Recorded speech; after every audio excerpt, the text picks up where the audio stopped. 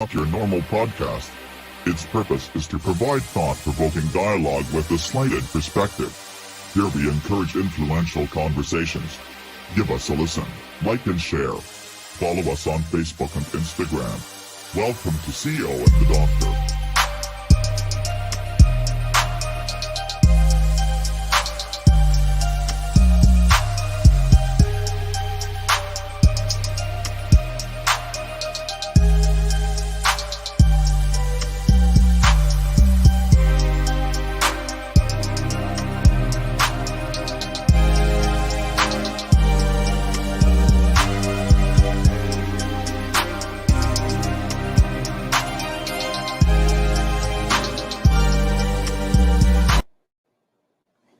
Yo, what's up? What's good? It might be too loud. Let me push back just a hair. Welcome to CEO and the Doctor live. Like, no shit, live. Yes. Live. Yes, sir. In the same spot. Same spot after fucking shit 3.5 years. Yeah, 3.5 years, man. It's nice to have you in the house. Appreciate it. You know, I love coming here. Man, this is always home. Yeah, absolutely. It's surreal. I ain't been here in a while. Yeah. But it's like I never left. It's funny. I walked in the house, and it's like I heard Mama pee, like instantly peel my shoes.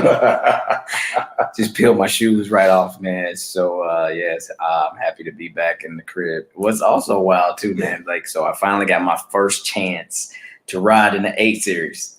Now look, bro, like I don't know if y'all out there watching me right now, if y'all looking at me, if y'all can see me.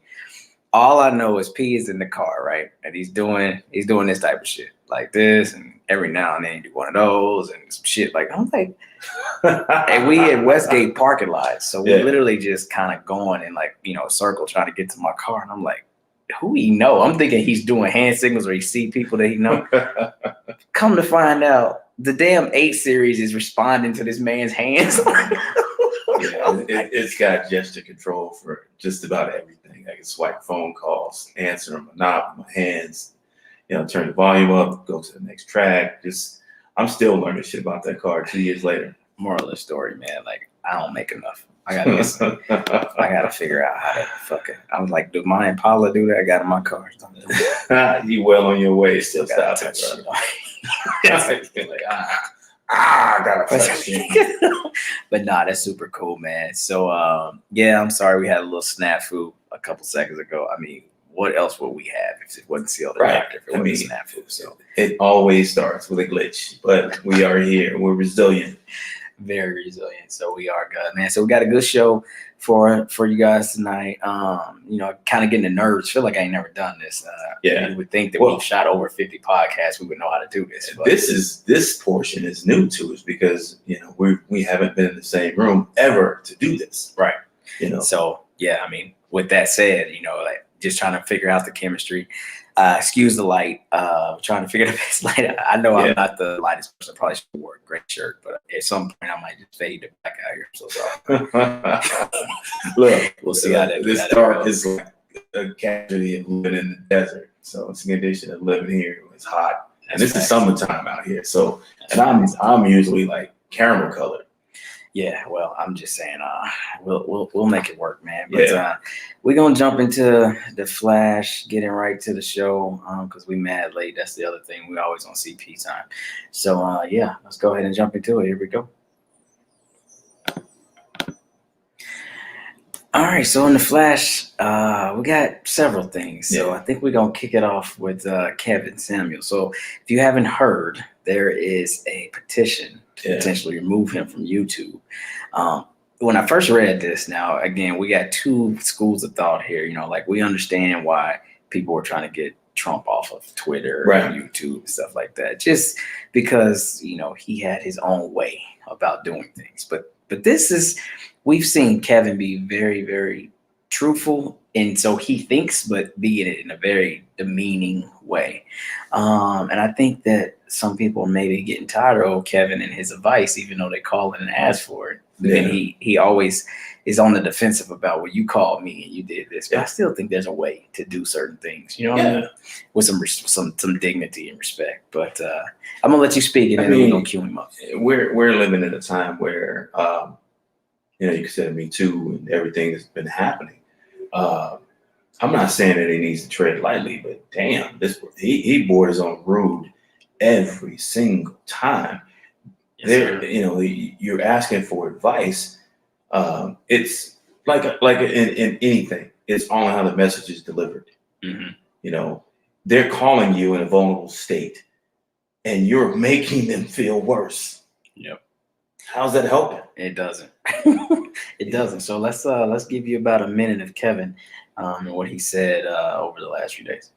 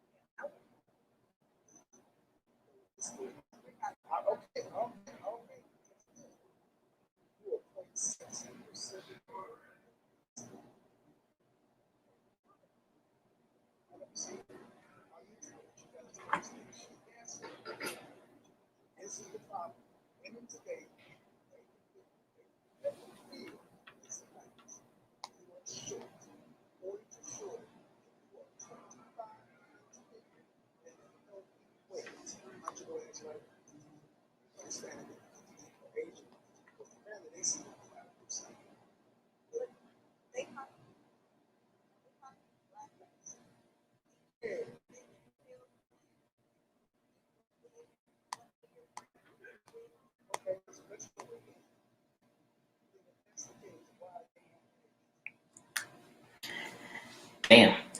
Why are they more married than y'all? Yeah. Like, some of that shit is just too aggressive, right?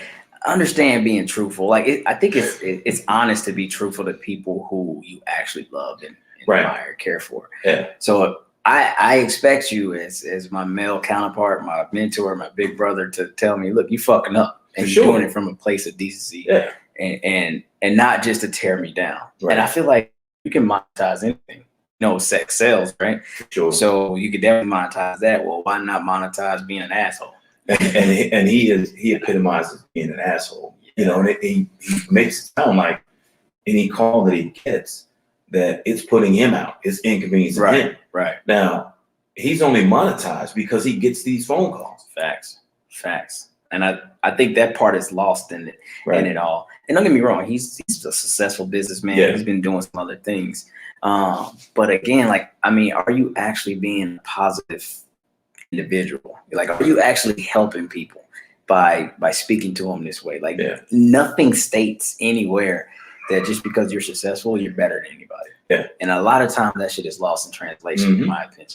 Sure. So people monetize, their niche. And his niche is, I can be brutally honest and be a dickhead while doing it. Oh. And views will go up. People will fucking retweet me or tag me on shit or whatever, and I'm just making money over hand over fist. Because but where he's going wrong is he's essentially attacking these women. Mm-hmm. All right, I've never seen him talk to a guy.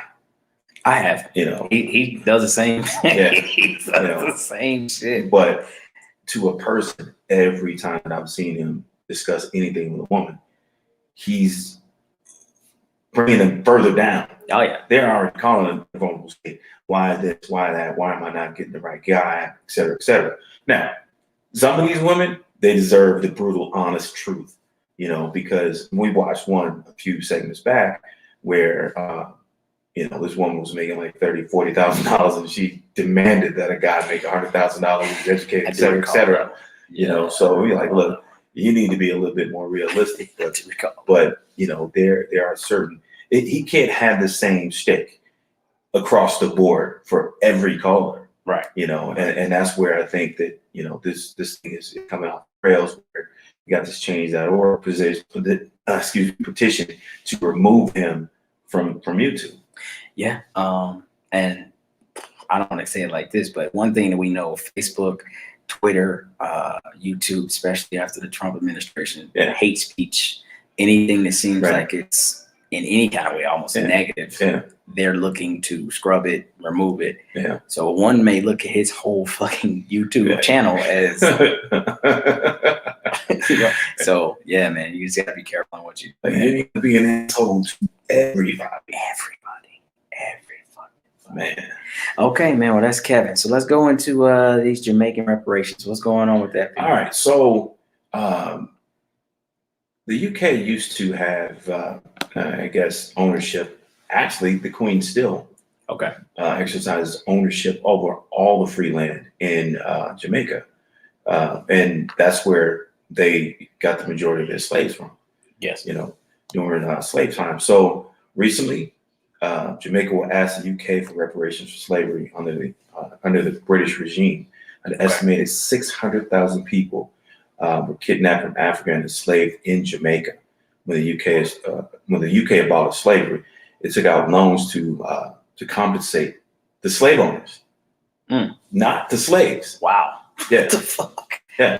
Shit. Okay. But this is as we watch society kind of change, and there's more demand for social justice. I think this is the evolution of what we've seen through civil rights movement, Jim Crow, and here we are, Black Lives Matter. Black Lives Matter is not just a United States thing; it's worldwide. Right. So we're watching this evolution, and one thing you don't hear about here in the States is the push for reparations. Yeah, it's like a flash here and a flash there. It's not. We don't think that it's building traction because we don't hear about it in the media. But there is an ongoing push for reparations here in America. Now, the argument's always been, how do we do it? Who pays? How much should it be? Right. You know, how do we determine who's descended from slaves? Yes. You know, that kind of stuff. So, I mean, that's one of the things that will remain to be seen until it actually happens here in the United States. But hey, good on Jamaica. You know, they're making that push for reparations so that they can better their lives. The things that we see here as Black people in America, they're essentially mirrored everywhere where Black people are.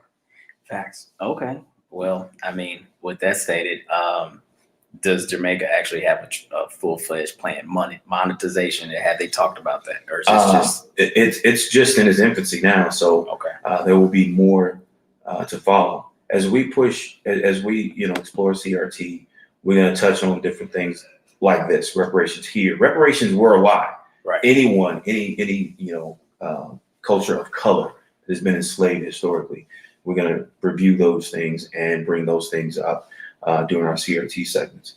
Okay. And then so the last thing, if you remember our last show, we were talking NCAA and paying athletes, and so already the new Alabama QB is set to be a millionaire just off his endorsements. And this is potentially, now again, I don't know if this kid can play. Traditionally, when it comes to Alabama quarterbacks, they end up making the league, but they're not like, top notch. Right.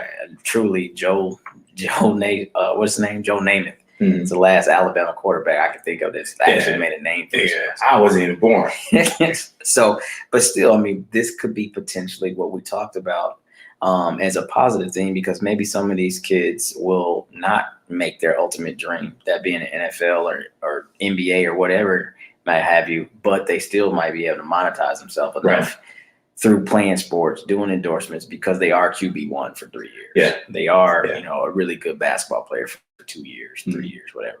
And then still help their family get their degree, going about their career. Right. So, that's congratulatory to him. It's that life-changing money. Absolutely. Absolutely. So that's the Flash, man. That's pretty straightforward. Before we jump into the ass, let's roll down. It's some wild shit going on in the world, man. News. What's really cool about news is, like we always say, we can't make this shit up. So we make sure we check our sources, and we make sure that we do a double, triple check and say, okay, well, that's a factual story. Because some of the shit is just like not even believable. Right. So let's jump into. Let's start with the Olympics. So the Olympics kicked off yesterday, and I was on the road coming out this way, so of course I missed the open ceremonies. But one thing that had came out a couple days ago was what they were trying to put in place to prevent human contact. I would say humans just being humans, you being very, very nice. That's what I'm saying.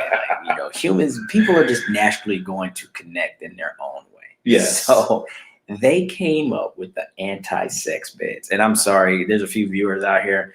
I should have probably had the cutaway to show you what this anti-sex bed looks like, but you can Google it. It's absolutely ridiculous. But talk about it's a cardboard bed. Look, you can talk to anybody who's ever been in the military for even iota, and they've deployed anti-sex beds. If you want some, hell be damned, you're gonna get some. Yeah, people get in trouble for that shit all the time. And they break general order one, they go behind this, they and that, they do here. So, I mean, I get it. Japanese commission is trying to, limit that. But, I mean, I'm guessing primarily it's got to do with Corona, right? Like, let's keep contact and that's down. possible. And I don't know. The article I read, it didn't mention Corona, but okay, let's err on that side. That it's Corona based. Yeah, it's Corona based. Look, I think it's been locked up for an entire year. You're finally out of your country into another country. You're meeting people from all walks of life. Nature takes its course. You're gonna find a natural place to do business, and then end up breaking a cardboard bed. It's a cardboard. It's a cardboard. It's meant to be broken. Fucking ridiculous what it is, man. Who came up with that idea? Goddamn. Okay, let's go to America's dumbest criminal ever. Oh my Lord, man. So this idiot, it's unbelievable. So this social media phenomenon, that's what I would call it. It's been an ongoing phenomenon for far too long. So this lady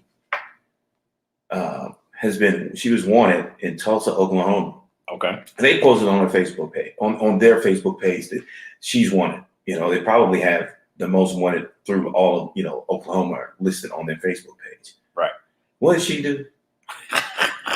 She replies. What did she reply? Oh no, hold on. There's a visual of it. Hold on. I think it was something about what the reward money. Yeah. And she's asking, she is the most wanted. Oh, and she replied asking about the reward money. She asked about her reward. And a friend of hers replied, girl, you need to get off social media. They can track you. Oh, they tracked her indeed. And it was too late at that point. It was too late at that point. Had her locked down. So look, we're not condoning committing crimes. If you're gonna fuck up, be a little bit smarter and stay the fuck off social media. Stay off social media. Seriously. Why are you on social media replying, asking about reward money for your arrest? Yeah, you gotta do some shit that makes sense. And that don't make sense. None. It makes zero sense. None. Okay. Just, all right. Wow. And last but not least, let's go to Boston and talk about Horse Guy. Now, we will lead this off with this is a bit graphic. Yeah. We won't use the graphic language, but the imagery, if you just put in your mind, if you haven't heard about this guy, it's bestiality. Yeah. Let's talk about that. 19-year-old Boston man is suspected of breaking into Norfolk, Massachusetts farm and sexually assaulting a horse. See, this is what, okay, a few shows ago, we kind of joked about a guy who would do beat the snake up bad. What was that? It was an alligator. Some shit he went bananas. Yeah, an iguana. An iguana man. Yeah. But he didn't try to have sex with the iguana. He just took out some anger on the iguana. Yeah. But this shit is this is sickness right here. This you're sick when you do this type of bullshit. And I mean, we got it in news. So it's like there's some humor in there. You can, but on a real serious note, this country has a problem with mental illness. Seriously, completely. This is what this comes back to. Yes, bro. That's a whole other level of I don't understand. I don't want to understand. Right. But you need somebody to help you. You need some help. Don't explain it to me. I don't want to even entertain the thought of why you did it. Just you need some help. Yikes, period. Bro. Yikes. Okay, man. Well, that's news. We just decided to run them all together. Usually we kind of break up our segments and doing that, but we just ran these all together. Man. Yeah. But, yeah, these are the news stories of the week. And we cannot make this shit up. Cannot make this shit up. Okay, so let's switch gears a bit. I'm gonna roll into the acid doctor now. Fans, listeners, maybe fans is being a little bit narcissistic, but anybody that follows the show, Right. we Followers. appreciate you. And we always say, hey, if you have a topic that you want us to discuss, please let us know. Yeah. And so I was inboxed this week, and that individual wanted us to discuss, do the benefits of serving in the military outweigh the negatives, whatever those might be, because her son is potentially thinking about joining. Yeah. So, this is what we're here for. This platform is for you guys as much as it is for us. So here we are.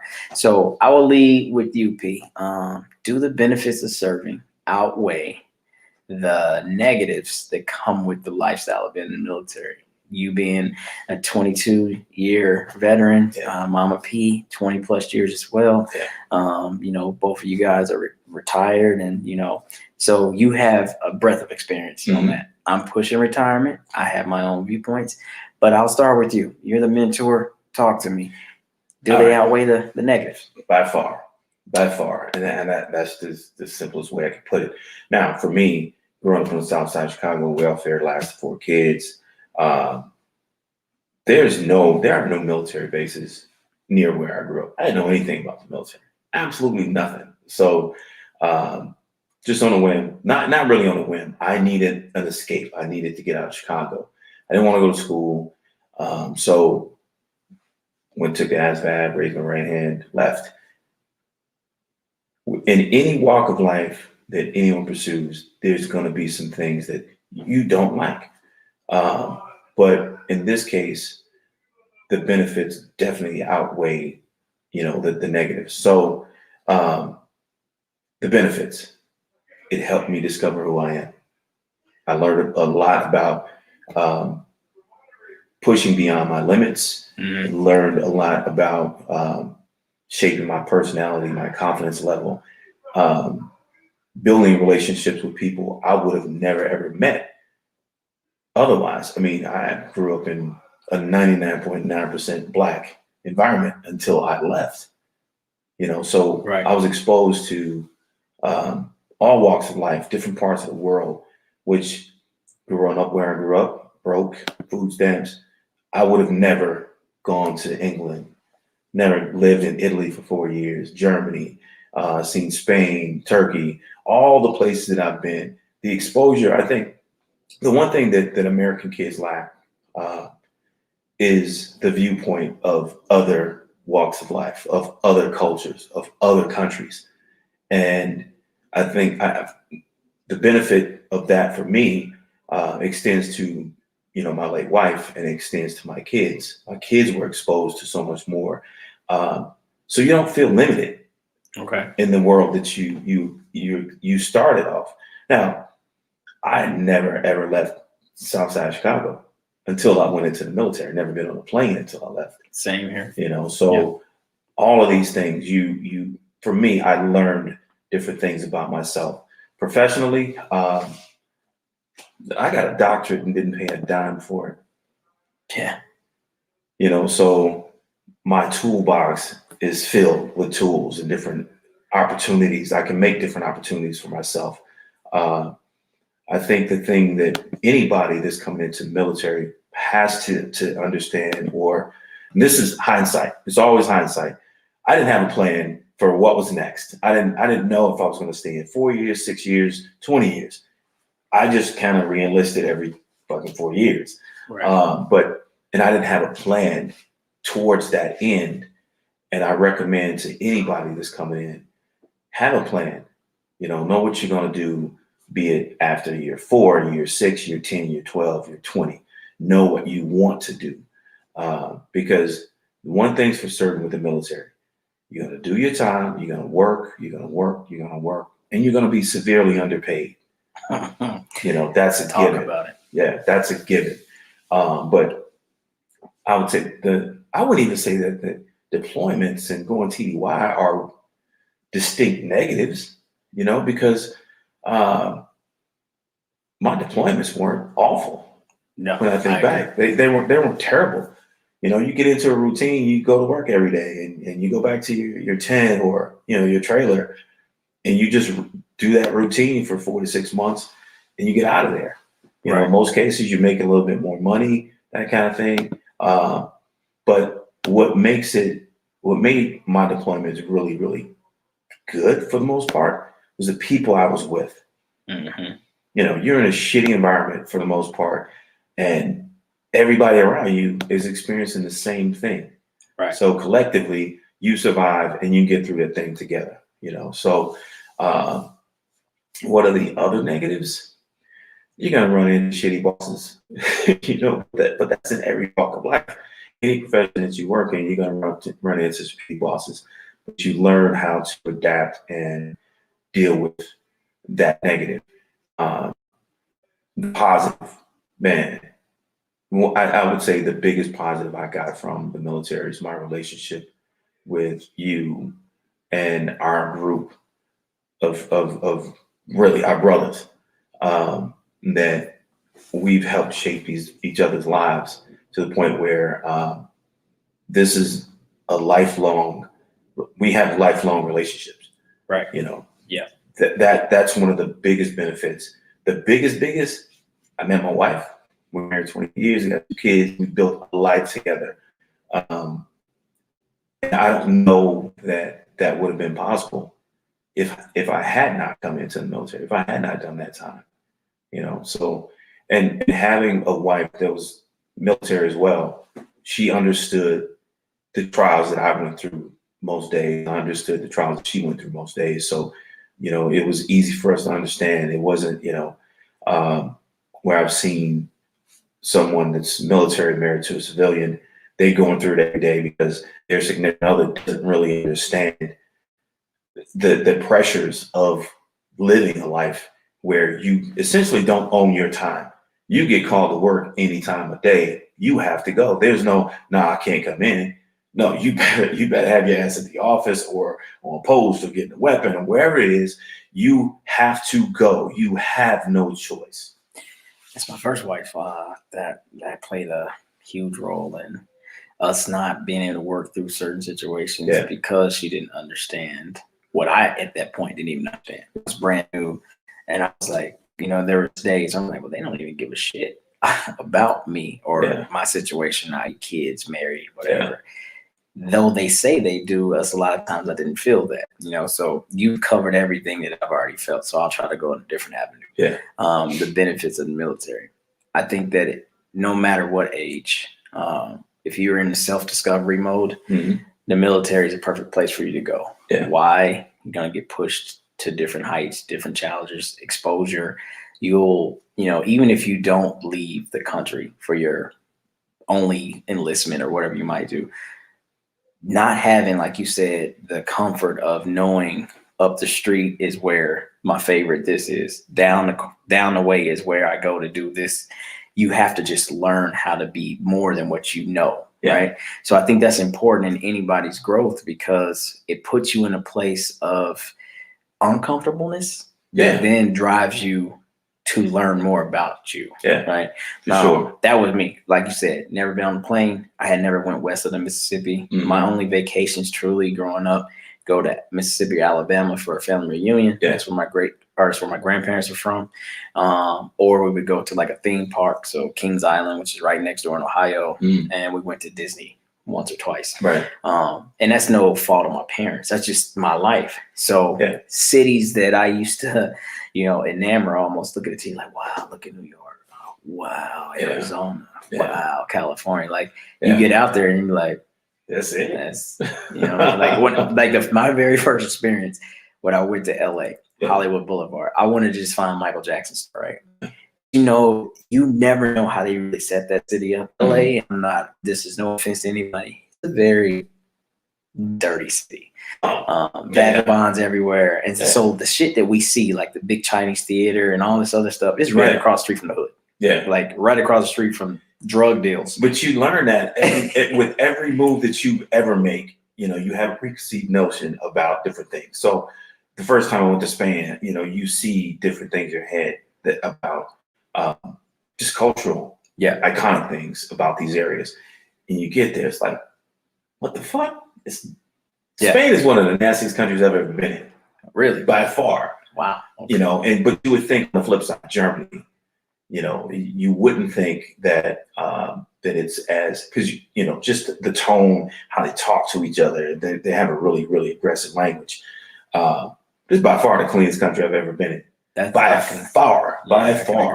It's very clean. Yeah. But what I found though, being in LA, like they backdrop the rest of the, like when they show the red carpet and they got that view, everybody come taking pictures and walking in, they had no kidding backdrop the entire street. Wow. I've seen it. Me and T, we were out there. I think it was when we were out there for Toddy C's wedding. Yeah. And we went down to LA and just did some shit. And I was like, I'm looking at this shit. I'm like, what the fuck? Like they literally backdropped. They took out, they had these gigantic ass curtains, Yeah. they went across the street and like you couldn't enter from this side. Wow. And that's how they make that perfect shot for the stars. Cause you see all the cars rolling up in succession. Boom, boom, boom. And I'm guessing somebody got a cue like, okay, here's Denzel's car. Here's whoever car. Yeah. They get out, they always show the wave and the clap, get their couple pictures and they go inside. I was like, this is how this shit work? Because if they show the other side, it'd be some drug going on, some other shit that's probably not pleasant to the eye. So I was just like, wow. But my point in that, all that was staying on topic is just I was able to learn culture, even in America, because all I knew was Indianapolis East Side. That was home, and that's all I knew. So that's one thing. The next thing too is whether you have a plan or not. Plans will change. Yeah. So what the military is going to teach you is to absolutely be flexible. Definitely flexibility.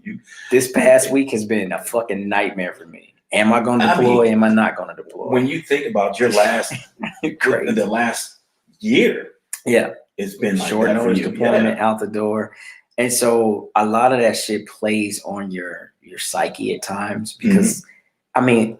If this shit would have happened to me years ago, I think it would have been like, well, whatever, because I really didn't have things established like I have now. Right. Yeah. Wasn't podcasting, wasn't writing, wasn't in school. Like, so fuck it, whatever. I ain't got shit else to do, but just say goodbye to my family and I'll see you later. But when you have a life now, because that's one thing I try to tell young kids that are thinking about joining the military, because I'll be like, oh, you got to do what everybody say all the time. I'm like, yes and no. I was like, you still have a life. You're still respected as a person. Yeah.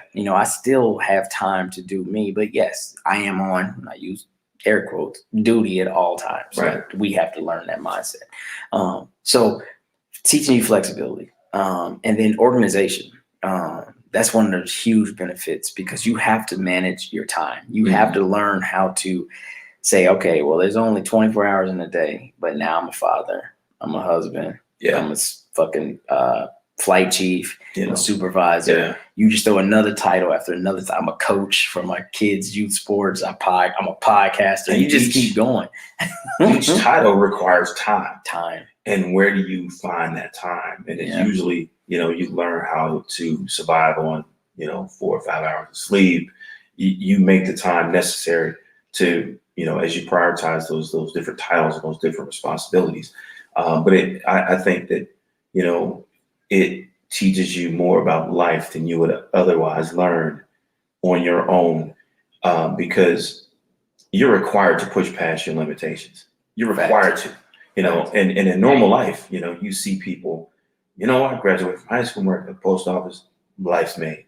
Yep. I got the job. Now, not my dream job, but I got the $25 hour job. Right. Coast for the next 40 years. Yeah. Shit, that sounds crazy. That's how people view it. Yeah. That's how people view it. For me, it used to be, you would hear people who didn't go to college or whatever, like, man, I'm just trying to get on a GM. I'm just trying to get on in one of these plants. Yeah. Because they know they maybe walk in the door $16, $18, but if they stay the course, by the time they're 60, they probably up to $40 an hour. You know, and as they say, I'm making that good money now, but that's 40 plus years of hard labor. Yes.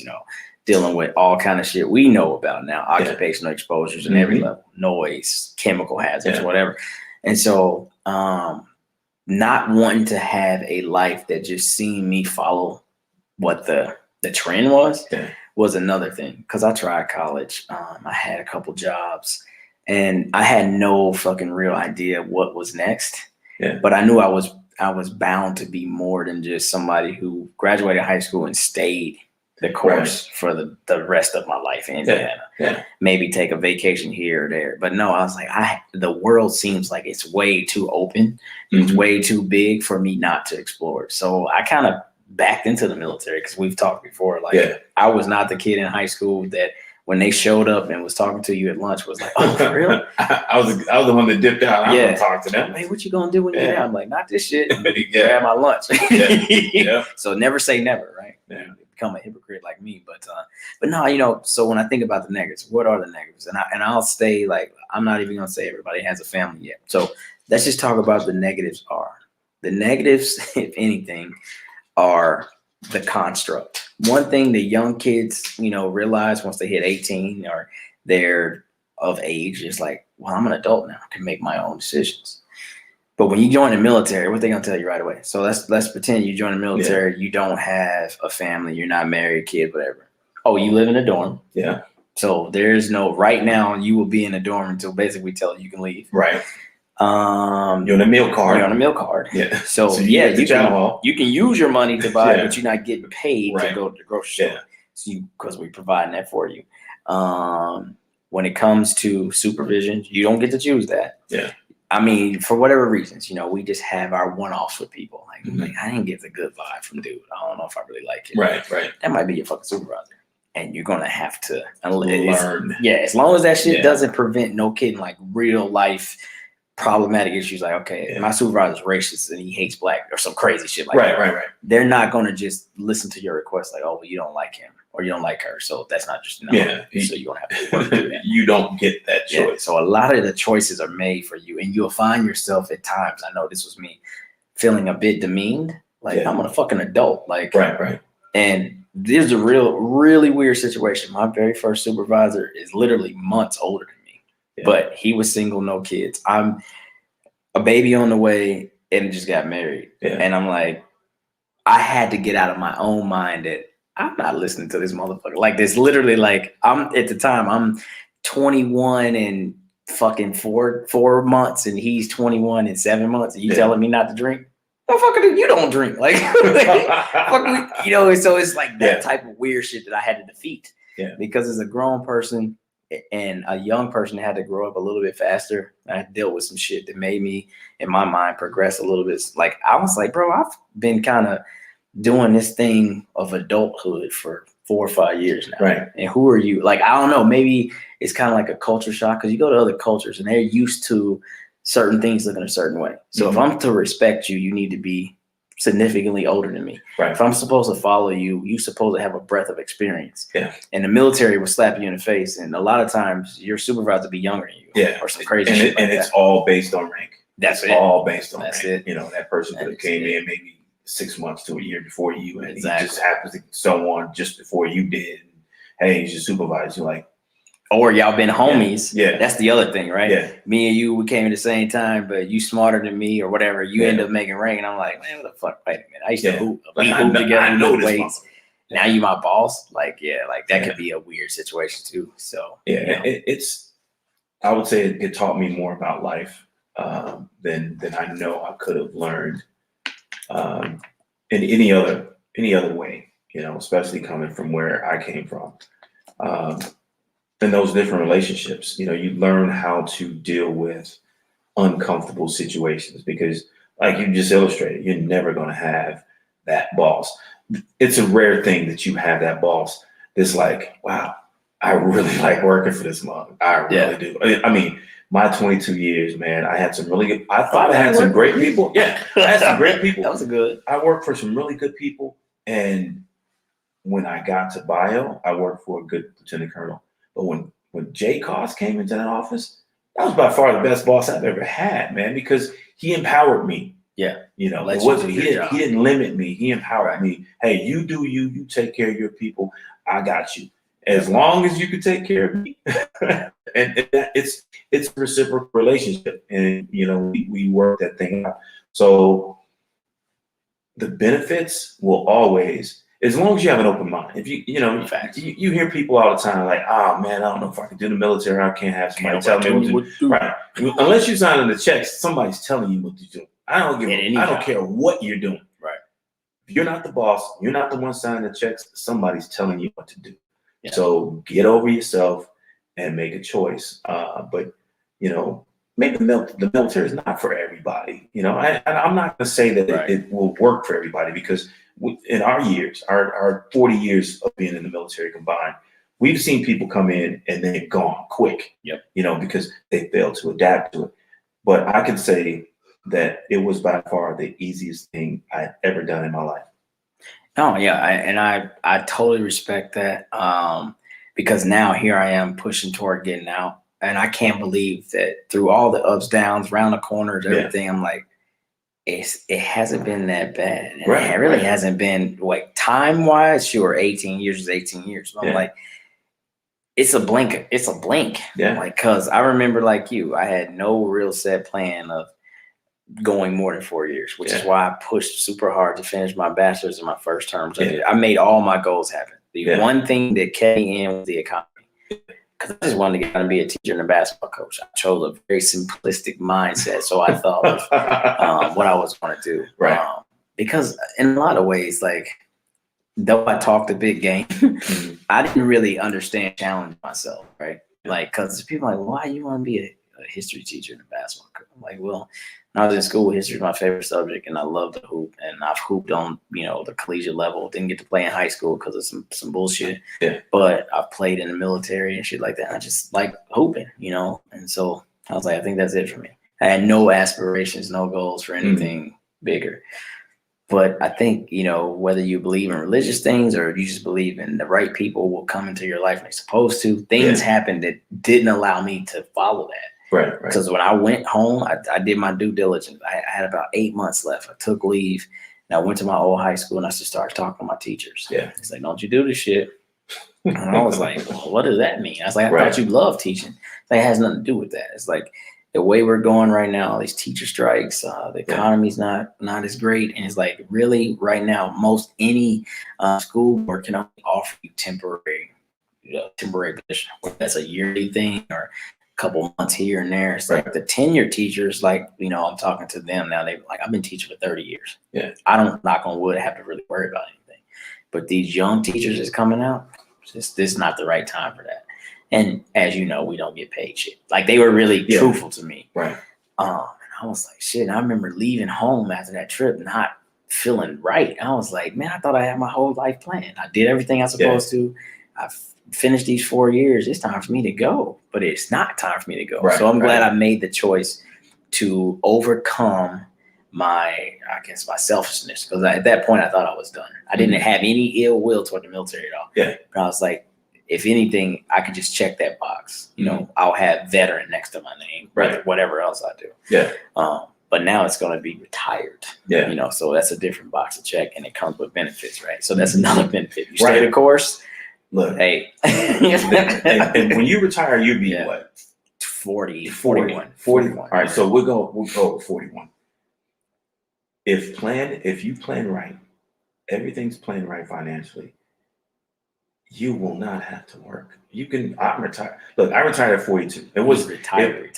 And look, it was not like I didn't have a plan or desire to get a job or anything like that. Life circumstances took a turn. But like you said, some things happen for a reason. There's reasons that things happen in our lives. So I don't regret a lot of things that have happened. I don't have any regrets about it. I don't. But the point I'm trying to make is I've been lucky enough and fortunate in my life to have retired at 42 and never had a real job in the last almost 11 years. That's something that I definitely have admired, because through watching you, though you were dealing with other things, I definitely understood, and we talked about this numerous times, like, for me, wealth meant time. Yeah. Now, you can count all the zeros you want, and sure, that's always a great feeling, but how hard are you working for those zeros? Yeah. Like, are you at every single showcase possible trying to sell your fucking your company, your brand, or whatever? Are you flying internationally all the time? And so what are you doing? You're taking away from your family's life if you have that. Yeah. You're even fucking running yourself ragged. Though you're getting to see the world, you're like, fuck, I never had my feet in the same place for more than fucking 48 hours. Yeah. So I say all that to say, for me, like you said, if all of your finances are taken care of and you have planned out what your life looks like and you don't have to work anymore, I can only imagine the beauty of my day consists of me going to Fry's, get my coffee. Lord bless Shadow, but walking Shadow. Yeah, walk my dog. Swimming in this beautiful pool out here. And it's just like you have the comforts of all the things you work for. Yeah. And at a relatively young age. A lot of people have to bust their ass and make retirement age. And now they're living off their 401k and they got their feet up, but they 65. Yeah. They 70. Yeah. And now their twilight years, they gonna relax. Like you've been twilight. I've been twilighting since 42. Yeah, since 42. So that is admirable. By the way. So very admirable. if nothing else, that's the benefit. One of the it's the benefit of the military. You know, if you can do 20 years and not have to work. Yeah. And that's on the back end. And I would say, and I'm learning this from you too, as we talk about building resumes and stuff. When I say not having to work, I think that contractually I might take gigs here and there. Yeah. But I do not want to retire and then walk right back into a 9-to-5. Right. And that back to that same grind. And that's been the thing. And you know, I told you the FEMA story. I needed to realize what I was giving away. You know, when I took that job, I had a 9-to-5 job for 4 days. The whole bus ride, the whole scenario.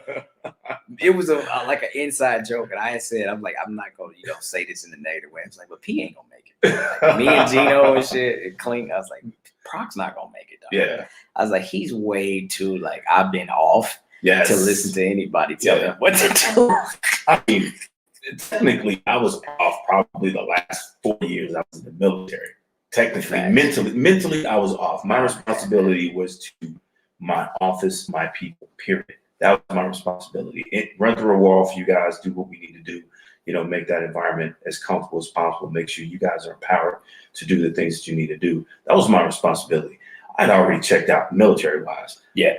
But things that happened in my life after and not working, that mindset of being told you need to be somewhere at 9 o'clock and you can't leave till 5 and here you better figure your lunch in the middle. I was like, all right. I needed confirmation. I needed affirmation that, okay, you are incapable. And I truly believe that.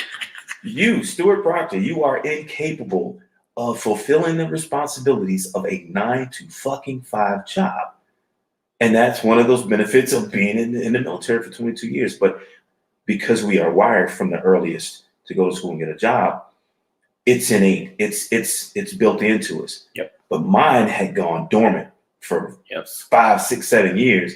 And all right, I'm going to see if I can hit that switch. Once that switch is off, that fucking switch is off. And it will stay off when you realize you don't need to chase a dollar. That's key. And I think we can close the segment on that is once you really figure out how money works for you, not how money works for the world, but how it works for you. Do I need things or want things that I feel I only need or want because I see you with it, right? Like for instance, like P's my big brother's my mentor.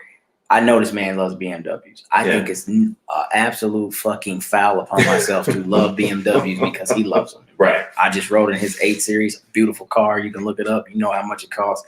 But if that's not what I really want, and I just feel like I want to feel like you, then my money will never work for me. Yeah. I know, and it doesn't mean that you have to be frugal or simplistic or none of that shit. It just means that somebody else's successes or somebody else's no kidding likes don't have to be yours. And I think we struggle, and this is going a little bit past, just talking about the military, but we can just see the wave of people wearing designer clothing. Yeah. I'm not going to pay fucking $2,000 for a fucking button-up shirt. That's retarded. But everything that you're saying fits into the military because the very first thing that you notice when you come in is, hey, he's the same grade as me. He's the same rank as me. He's got a car. I need to get a car.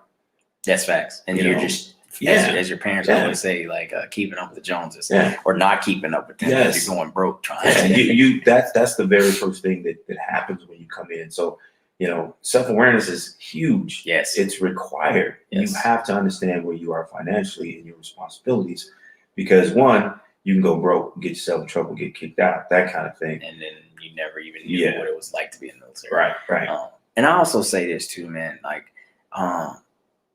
maturity is everything. A lot of people come in too young. A lot of people come in too much life experience, and then you have to find your balance. Yeah. Because a lot of people come in and ain't nobody gonna tell me shit.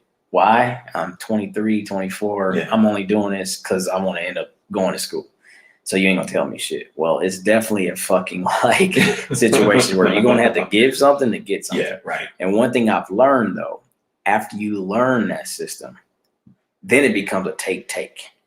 One thing I would say, anybody that has been my troop or anyone that I've had a close relationship with over the last 7 to 8 years, Mhm. from learning from you, Yeah. I've always told them, when you leave this, whether it's retirement or you just decide to get out, you better not have zero regrets. You Yeah. better not be saying, I wish I would have. Yeah. Because you ain't got nothing but opportunity now, which is why I took every level of school. I got the bachelor's, I got the master's, I got several associates. Did all that to not have to truly touch my GI Bill because I was going to give that to a child, Right. which is what I did. Because I know what I'm not going to do. Yeah. I can't speak for everybody, but I'm not getting out at 40 years old saying, oh, now I'm going to go to school. Yeah, fucking right. Right. Like, that No is way. not going to happen Yeah, no way. for me. So I just say, if you're looking for something, the military can definitely help you find that something. For sure. Yeah. Because the exposure is too grand. Yeah. There's entirely too much exposure, whether that's traveling, whether that's just networking. I mean, I might not call everybody on my page a friend, but I mean, there's 1,400 people that in some way, shape, or form I know. Yeah. Like, and you just see things like, oh shit, you know what? Jerry, he does XYZ. Yeah. Or whatever. And so those are the type of things that are, you can't find They're anywhere. valuable. Yeah, They're they're valuable. valuable. You can't Yeah. find anywhere else. But yeah, so that's the ask. The military benefits of serving definitely outweigh any negatives that you may come Yes. up with in your Yes. life. Deployments, being away from family, hard times, that type of thing. But the benefits will. And we didn't even talk about, the perks of tax breaks. Stability. I mean, you're going to get paid in the first and 15. Yeah. It's Stability. Yeah. Constant paycheck. You do get pay increases, though they are Yeah. not very comparable Right. with the outside world. But those Yeah. things will help a young individual, male or female, someone building a family, whatever, kind of construct that family, because Yeah. you know that this is what I make, and that's not going to change. Right. So those are the things too, man. But yeah, that was a good segment, man. So we can roll into conversations, which is different this week. This is very, very different. But What does the future hold, man? And we're talking Man. about us. So What's all right, next for you? We've all right. So I'm plugging away at my 2 books. Yes. One of them's more introspection, Yes. my growth as a man. So I'm probably like a few hundred pages into that. So I'm Oh, almost you done. writing. I'm writing. Okay. Because remember the last conversation we had about writing, getting it out, Yes. getting it out, and then you go and clean it up. Once we had that conversation, I sat down. It was like, man, I'm serious. An emotional dump, not a brain dump, an emotional dump. Yeah. Getting all this stuff out. And I wrote maybe 60, 70 pages in like 4 or 5 days. So That's a lot of writing. so I'm working on that, and I've been just putting it off, but I'm pretty close to finishing the second, the second book of the Zero Theory, the investing. So Okay. I've been working on that. Now, unfortunately, my dog's gone. It's heartbreaking, but I'm not tethered to home now. So I'm gonna go visit Candy in August for his 40th. He ain't supposed to know that. Shit. Well, anyway, He don't listen to this shit. anyway. Not like that. Not like that. So, and then, October, all right, so I finished my master's in 2013. I never walked. Gandhi finishes, he's graduating within the next month or so, but the graduation isn't until October. So it's in San Diego. He went to the same school that I went to, so we're gonna walk together. That's super. You know, dope. so I wish I could be there for that. you know, when I found out that he was going there, and you know, because I've always been on you guys' heads about school. Yeah. You've been probably the easiest one out of everybody because you already had a foundation of it. But to a person, just about everybody's done with school. So when I knew he was going there, I told him, hey, you know, when you walk, I'm gonna walk with you. You know, and this was when he started. You know, so now, that's one of the I guess one of the goals was, all right, I waited. I didn't wait for him to finish. It just happened to like line up. Yeah. To where we can walk at the same time. So, you know, that's on the radar. April 2022, Italy, for sure. Yeah. So through some unfortunate situations, the way it looks right now, during that time, you know, my wife won't be here. I'll just say that. So we already discussed, hey, look, for my 40th, I want to do something. You and I discussed that today. And I've never been to Italy. So why not turn 40 or be approaching 40 in Italy, in the country that I've fantasized about? Because and that's just my history, my historical background. I love everything that's Roman. You know, I love just like everything that country, the history of the country, I guess I would say. We lived there for 4 years. Yeah, and definitely. It's by far the best place that for me, for my money, for my time, my emotion. Italy is by far the best place I've ever been in my life.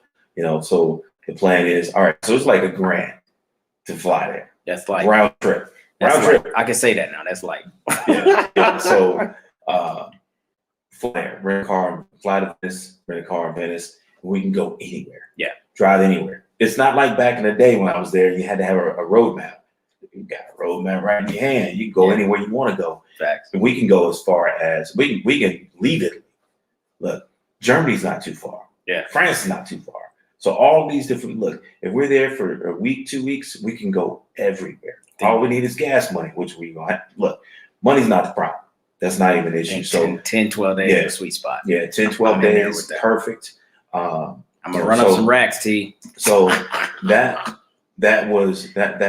always been something that I wanted to do, and now you know I've got the time to do it. So you know we're gonna make that happen for sure. Yeah, we're gonna definitely plan that this fall. As far as me, what the future holds, working on the second memoir, More From Within, which will be my last story about myself. I got it all out now after I finish this. This one is a much deeper.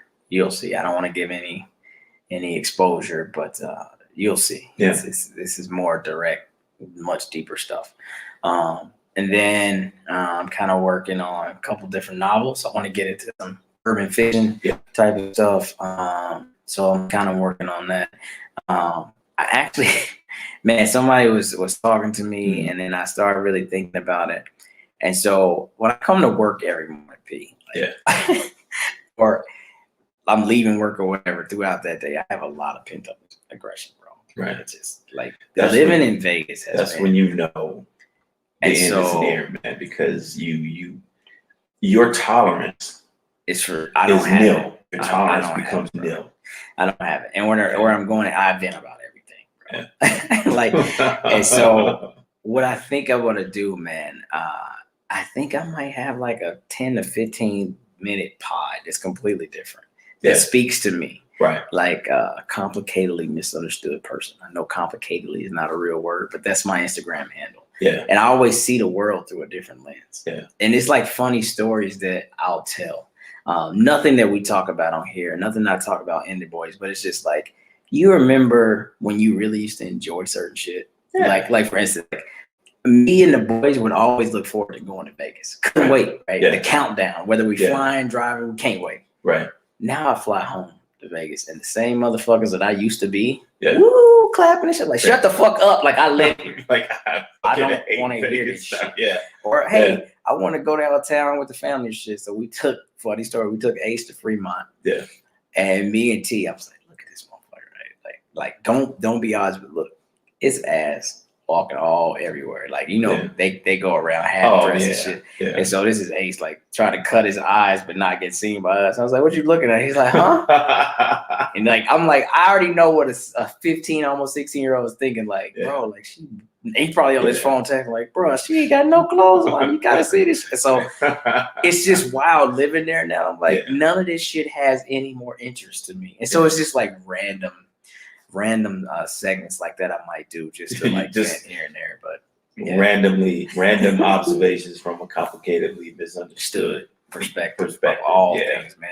And I'm telling you, bro, like here's one thing I think you should actually think about too, man. It's definitely not taking us a different direction. But you have so much knowledge that you give to our group. Mm-hmm. And you have an easy listening voice. Yeah. You could easily have a 10, 15-minute investment pod. Not even investment pod, but just ideas about certain things. Yeah. Here's why I chose you pick XYZ company. Yeah. Nothing about that says you had to be a financial professional or whatever, but you just like, I watch the trends, I look at candlesticks tell me this, I'll make this move.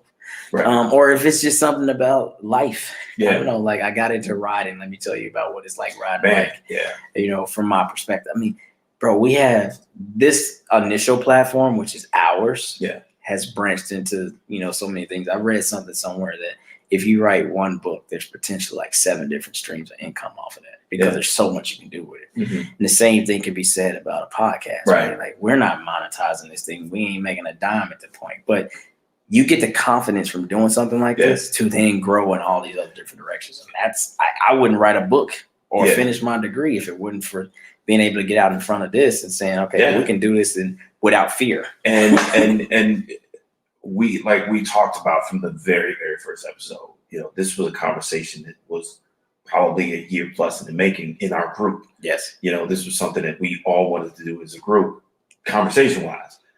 And you and I just like, you just off the cuff, hey, you want to do this podcast? So I was like, yeah, fuck it, let's go. You know, here we are 3.5 years later. Yeah. And that shit is crazy. Yeah. What's funny, I'm sitting at the exact same time. I remember when you sent your picture of your first snowball and your headphones and shit. And you right like, here. What's stopping you? And I sent you mine from my kitchen table and I'm sitting at that very table 3.5 years later. It's fucking wild. By the way. You know, and 3.5 years and more comfortable.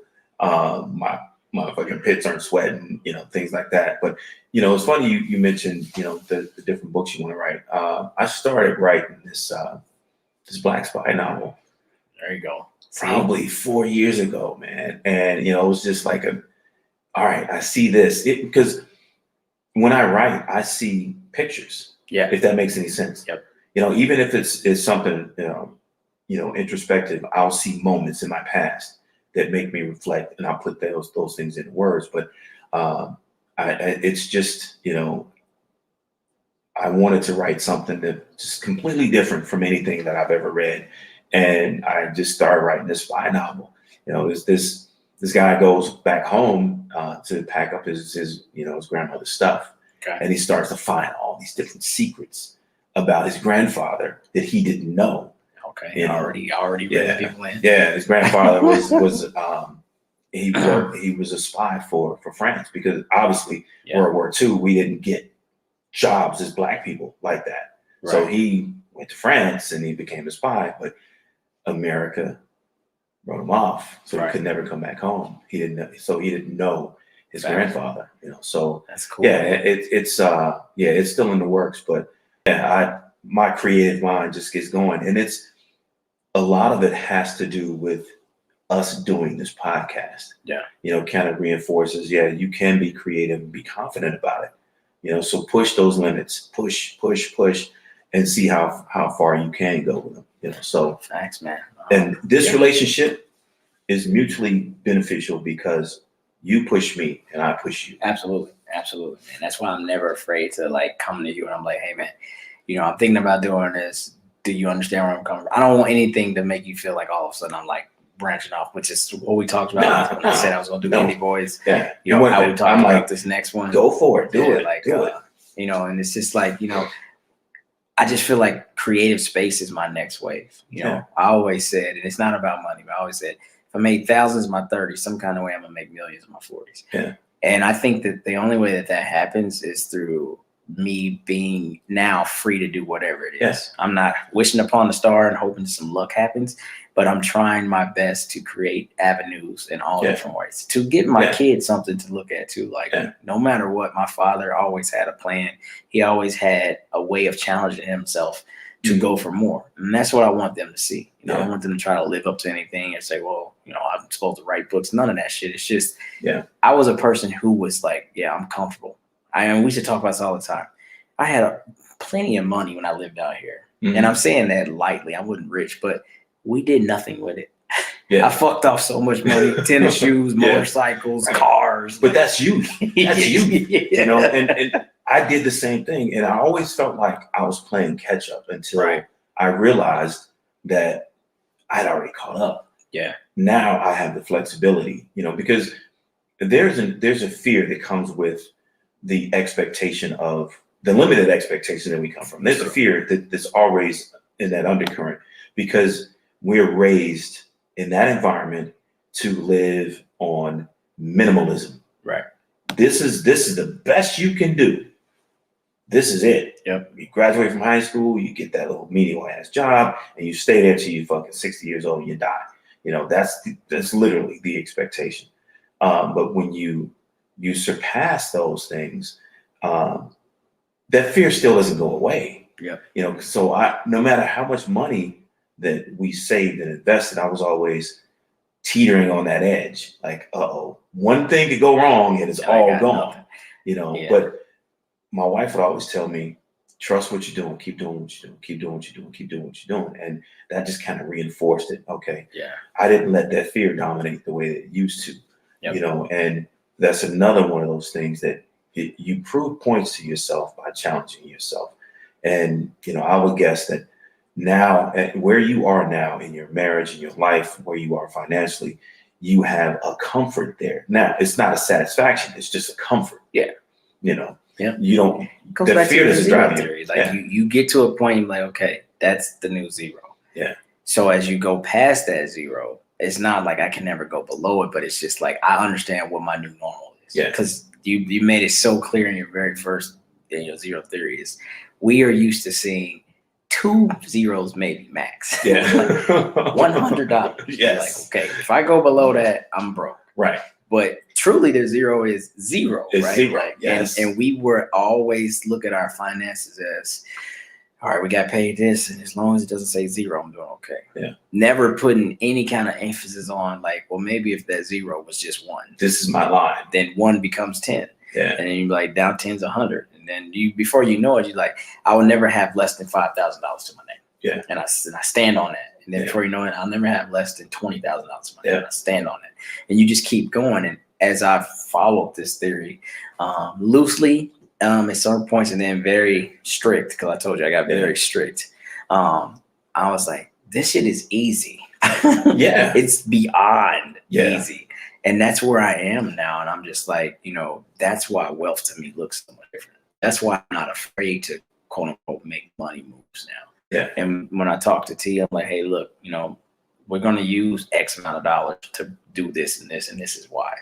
Because I understand the road now, you know, and I understand how my money works for me without looking at anybody else's, man. So you've taught me a lot on that. Yeah. That's why my future now I'm like, okay, I'm going to invest in me.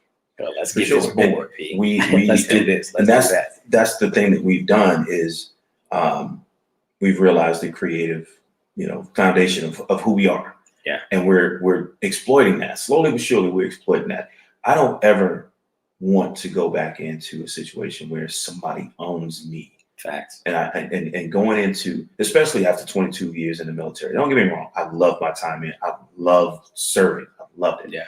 But when it comes to an end, it comes to an end. And that's the realization that you're fast approaching. Mm-hmm. I don't want to go back into a situation like that. And I'm realizing that I'm aging exponentially because of it. You know, I'm aging slowly because I don't have the stresses of that shit no more. Yeah. You know, so point being, I want the time that I have left on this earth to be as creative as possible. My legacy to my kids. You know, you work to a point and you reach a point of satisfaction where you Yes. are in your life, and you grow beyond. You Yeah. grow into who you see yourself Can't as. just keep chasing the dollar. Yeah. And one thing, you know, as we close this Yeah. segment and go into my final notes, it's gonna be quick, is it cost me $1,500 to write my book. Right? Yeah. And what's wild about that is when it's $1,500 of me wanting to spend it on whatever the fuck I wanted, I wouldn't have thought about that in a heartbeat. Yeah. So if it was $1,500 because I'm gonna buy some shoes, I'm gonna end up buying a watch, whatever. Yeah. Without even thinking about it, that $1,500 would be spent. Yeah. But I remember being deployed, and when she told me, she sent me the sheet of what it's gonna cost. And I was like, do I really want to do this shit? Yeah. And then I had this other voice, my reasonable voice, like, are you stupid, fool? Like, Yeah. that's nothing. And I say it like that, not like $1,500 is something, but I'm saying like $1,500 to put yourself out there forever. Yeah. To say that you've done something that a lot of people that are in your circle, or a lot of people that you know, say they have never even thought about how to do it. I'm like, that's a great investment for you. Yeah, you're investing in yourself. Exactly. Yeah, you're investing into this podcast. Yeah. I mean, now I don't know if this shit goes to shit one day. Like, we're out there somewhere. Yeah, Right? They might find us in future. Like, Yes. we'll just see on the doctor But- bullshit. It was never, when we started, it was never about, oh, we can go here. Become is Joe what can Rogan, happen. man. Right. It's These just are us the things that talking. can happen. It's just us talking. This is an outlet for us, sharing different things that happen in our lives, how different viewpoints of how we see things. Because the one given is through our entire relationship, Yes. we don't always I know where you're agree. going with this. We don't Yeah. always agree. So Literally. and that's something that we've been able to exploit on this podcast. Facts. So that's one of the things I truly appreciate, because you've taken me to a place that it's been in my head. It was a conversation, like I said, we had, but here we are, Here we and the books, and just, we've always been able to, as a collective, as a group, we've always fed off of each other. It was just a different kind of motivation. It's not a competition. It's just, we've been able to motivate each other Yes. to push boundaries, and I've always appreciated that brotherhood, especially for that. Facts, man. All right, man. I'm moving to my final note because we're rolling way over time. But the first time ever in a studio Oh man, together, yeah, a setting, what do you expect, right? So my final note, 300K in a bag of air. I'm sorry. This week, a lot of things were realized. The cost of things, and though we just talked about money in the last segment a little bit, can sometimes be a bit, astronomical and absurd. that's an understatement. $300,000 a month is what Miss Nicole is getting. Dr. Dre's ex-wife is what she'll be getting, and I don't know if that has a 10-year span or whatever. But $300,000 a month. That's For her. $3.6 million a year. I won't even use quote unquote, but for her to continuously live, I guess, the lifestyle she was. I don't know what that means actually, but I remember how she broke it down, and at first it was a lot more. She was requesting a lot more per month, and I guess this is maybe the middle ground or what, I don't know. But the moral of the story is, I'm doing okay, and I'm living off about 10, 12 a month. Right. $300,000 a month. What are we doing with that? My brain can't process how to. I don't know. I don't know. I'm living off essentially. I don't even know what kind of damage I can do. And I feel pretty damn comfortable. I feel amazingly comfortable. Yeah. I don't, at this point in my life, want for much. You never look in the refrigerator and be like, shit, we got to make it to the 15th. Right. Get milk. Like, we don't have those issues. So $300,000 a month. I'm not saying she doesn't deserve it. I don't know what she went through in her marriage. Ain't none of my business. Right. But that number is astronomical. Yeah. Which then puts me into my second point. Because $3,300 will buy you a bag of air from a certain event. Kanye's listening event. Yeah, you sent me that. I was like, is this real? First off, I don't even know how you prove that it's real. And I went on eBay and I found the ad. Is there authentic? I can't say that. Is it authentic? Yeah. How can you certify that this is real air? First of all, All right, so I will give that person some credit for being just for the sheer ingenuity of, I'm going to take this Ziploc bag with me. First of all, how do you just get basic air in a bag without you blowing in it? I don't have a lot of these answers. How do you get atmospheric air in a Ziploc bag? But anyway, that's just something to ponder. But having the ingenuity, because it is puffed out. It's puffed out. So Maybe. to have the ingenuity to say, okay, I'm gonna give this shit a shot, and the bids get up to $3,300.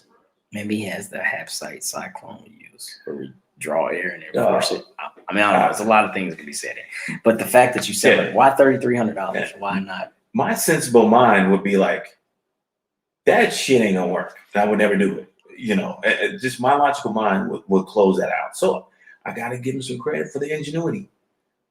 And the confidence that somebody, that he's going to finesse somebody. And somebody might buy, I don't know. But then again, think about it. So years ago, remember, I don't know if you remember, there was this piece of toast and somebody said, oh, it looks like Virgin Mary's in it. A piece of toast? A piece of toast. I do not. I swear to God. What the fuck? You can look the shit up on the internet. I do not. Piece of toast that was bid on eBay because the picture in the toast looked like how the toast was toasted. It looked like Virgin Mary. I swear to you. It's just how it popped up. That's how it popped up out of the toaster, bro. Did it make money? Let me see. I'm gonna Google this shit, bro. Chill, man. I just want to know, did it make money? Did somebody buy, say, a toast that's now molded and everything? Toast with?